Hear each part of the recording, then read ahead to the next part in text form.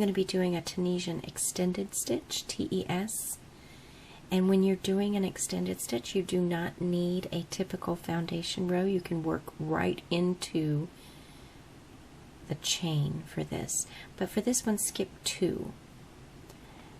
Now insert your hook into the chain, yarn over, pull up a loop, and chain 1. Now that's what makes it extended. It extends up a little bit. So insert your hook and chain 1. See how that works?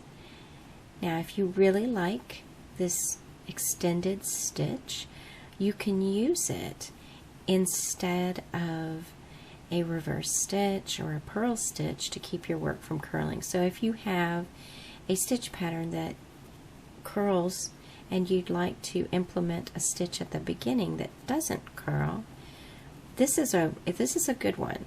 Tunisian extended stitch, TES. You could just work one row of this and that will really help with that curling.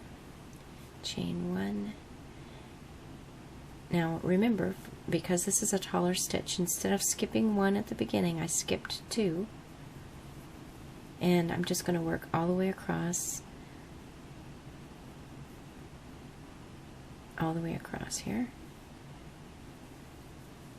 Chain 1 and chain 1. Almost there.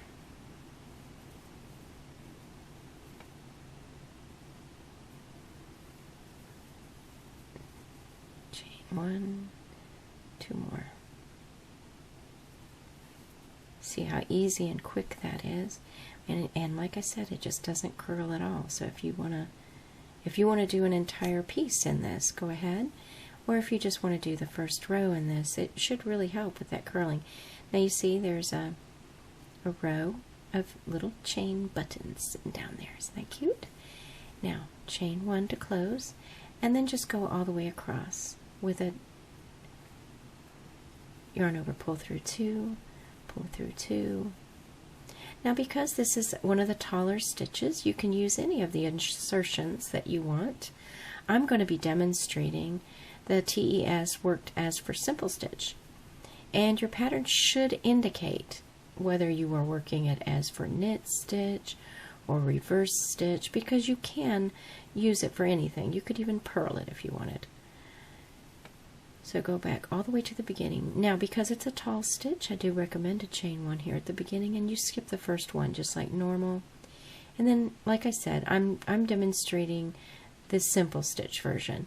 Now you could do a knit stitch version and chain 1 at the top. See, that works. You could work a reverse. Pull up a loop and chain 1. Anything goes, whatever you prefer. For this one, I'm doing simple. Right in the front vertical bar, and then all the way across. Now I want you to stay with me until I get all the way across, and the reason why is because I want to make sure you know exactly where to place the last stitch. And you can see how quickly this works. Because it is a taller stitch, it's going to go a lot faster. It's more the height of a double crochet, whereas the regular stitches are more the height of a single crochet. So naturally, the stitches are going to go faster. And the fabric is very drapey,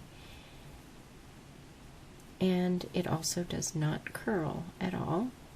If you just wanted a simple lace piece, you could easily do this stitch throughout and have some light lace work, because it's not created with open spaces. It's created because there's so much room between these and the chains. Now for the last one, if you recall, this was the base of the extended stitch, that chain 1, and this is the closing. So don't dip down too far thinking that that's where it's at, because it's not. It's up in the top one. And pull a loop through, and then chain 1. Now see that? You may think that that I think I actually went into the chain. Hold on, let's just look at this very carefully. This is the chain 1 and this is the top. So you're going to stitch into that one and then chain 1. So that's the chain 1 and this is the top. See, chain 1 and this is the top. And then pull through 2. Okay? If you don't do that, what will happen is your side will get smaller and smaller and smaller, and it will be distorted.